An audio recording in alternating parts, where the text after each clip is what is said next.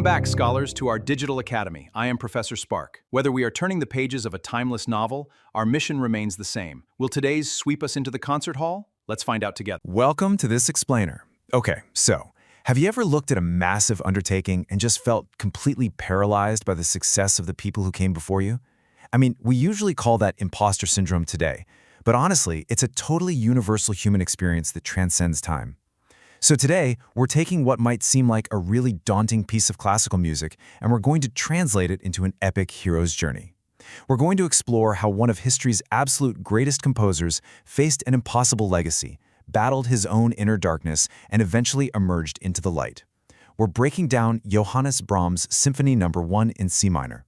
Okay, let's dive into this with the man's own words. He said, "I shall never write a symphony. You have no idea how the likes of us feel when we hear the tramp of a giant like him behind us." You can literally hear how terrified he was. And the giant he's talking about here, that's Ludwig van Beethoven. By the mid-19th century, Beethoven's symphonies were seen as the absolute, untouchable pinnacle of the genre. So stepping into that arena, it felt like setting yourself up for guaranteed failure. Brahms was dealing with a crippling, paralyzing anxiety about filling those massive musical shoes. And all that anxiety resulted in a pretty staggering number, 21.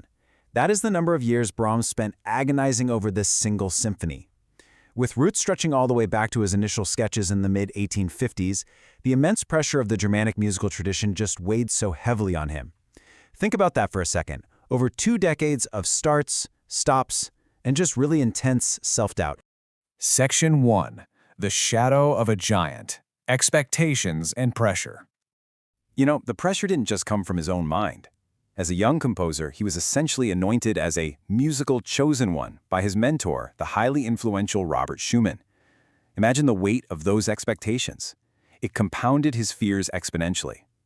But how did Brahms actually respond? Well, he didn't run away. In fact, his intense fear manifested musically in a brilliant way. He decided to confront the ghost head-on. Brahms purposely utilized the exact same dramatic C minor key and those driving rhythmic fate motifs made famous by Beethoven's legendary Fifth Symphony. He was taking the tools of the giant and trying to forge his own distinct Brahmsian voice right out of them. Section 2. The 21-year struggle, history and heartache. Now, what's really interesting about this timeline is how the real-world tragedies perfectly align with his struggles to finish the piece. Follow this with me. It begins in the aftermath of the widespread political revolutions of 1848. Then, deeply personal tragedies strike. In 1854, his mentor, Robert Schumann, suffers a really tragic mental collapse. Around this exact time, the mid-1850s, Brahms starts his initial musical sketches. Just 2 years later, in 1856, Schumann dies. And it isn't until decades later, in 1876, that the symphony is finally completed. So this wasn't just a case of simple procrastination. This was a man trying to process an incredibly dark and turbulent world. And right in the middle of all this grief, there was also this very complicated love. Let's zoom in on his intimate, complex, and unconsummated emotional bond with Clara Schumann, Robert's widow.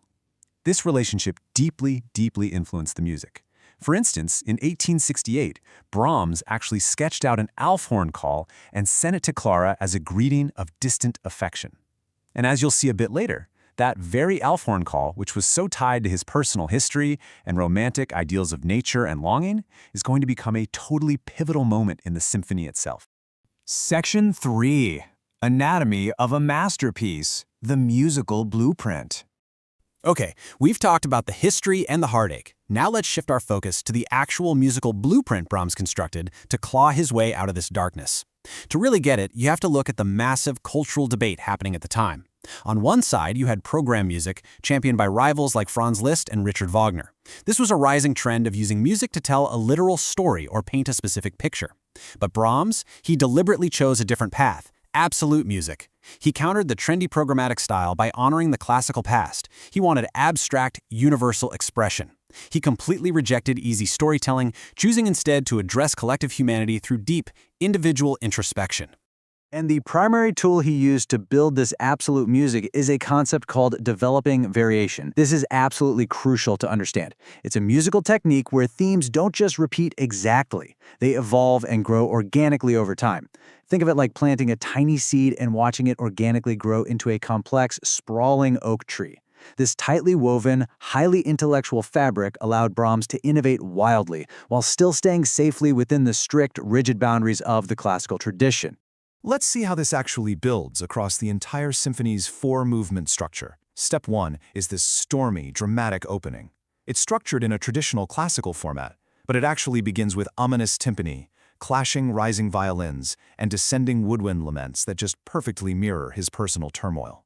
Step 2 shifts to this autumnal lyricism. It's introspective, filled with tender melancholy and soaring violin solos of intimate longing. Step 3 is a really graceful, gentle intermezzo, a lighter movement that evokes nostalgia rather than fiery energy. And finally, Step 4 is the epic finale, moving all the way from deep darkness to a triumphant C major. Section 4. The meaning behind the music, philosophy and resilience. So the crucial point is, we really need to unpack the philosophy embedded in these notes. Because with Brahms, it's literally never just sound. The dense web of developing variation we talked about, that symbolizes organic unity, reflecting the era's focus on German idealism. The emotional arc mirrors the Enlightenment narrative of building, which is this idea of deep self-cultivation. By utilizing these complex classical techniques, he's actively in a dialogue with musical eternity, weaving an intricate counterpoint that totally evokes Johann Sebastian Bach. Ultimately, this symphony serves as a humanist philosophy. It captures the triumph of reason, perseverance, and moral resolve over chaos and despair. It is all about stoic endurance and the hard-won optimism required to face existential weight. Section 5. A triumphant finale. From darkness to light. All right, we are bringing this explainer to the symphony's emotional core, the epic final movement where our hero finally conquers the darkness. But before we reach the light, we have to navigate the dark. The slow introduction of the fourth movement begins in absolute terror. It is bathed in an ominous, dark C minor. This sets a scene of deep uncertainty and grief. It threatens to completely consume the music, just in the exact same way self-doubt and personal tragedy threaten to consume Brahms himself. But then, salvation arrives. And this brilliantly illustrates how Brahms uses specific instruments to rescue the piece. First, that 1868 Alphorn call we mentioned earlier breaks through. It acts as a radiant sunbeam of hope piercing right through the terror. Then, a solemn trombone chorale enters, delivering spiritual comfort that evokes Lutheran hymnology. Next, a hymn-like main theme appears, and yes, one that intentionally resembles the Ode to Joy from Beethoven's Ninth Symphony, bringing incredible grandeur. Finally, it all culminates in a blazing, exultant C major resolution. The epic dialectical journey from struggle to affirmation is finally complete. Which brings us to the end of his 21-year journey. In 1876, the piece was finally unveiled to the world. And upon its premiere, the renowned conductor Hans von Bülow bestowed upon it the very title Brahms had feared the absolute most. He dubbed it Beethoven's 10th. But this time, it wasn't a shadow to cower from, you know? It was a massive badge of honor. Brahms had honored the classical past while successfully revitalizing the symphony for an entirely new era. Now, to truly grasp the architectural clarity and the emotional depth we've just been discussing, you really have to hear it for yourself. I highly suggest checking out this specific recording, Herbert von Karajan conducting the Berlin Philharmonica in 1987. It captures the work's grandeur and emotional depth with just exceptional orchestral polish. Or, if you're into older recordings, historical accounts like Furtwängler from 1951 are also absolutely phenomenal. I want to leave you with a thought as we wrap up this explainer. If Brahms could conquer a 21-year shadow, battling grief, imposter syndrome, and impossible expectations to find his triumphant C major, how might you navigate the tramping giants in your own life to create your masterpiece? Brahms teaches us that true greatness doesn't come from avoiding the shadow. It comes from having the stoic endurance and moral resolve to walk straight through it. Go listen to this monumental humanistic triumph for yourself and let it inspire your own journey out of the darkness.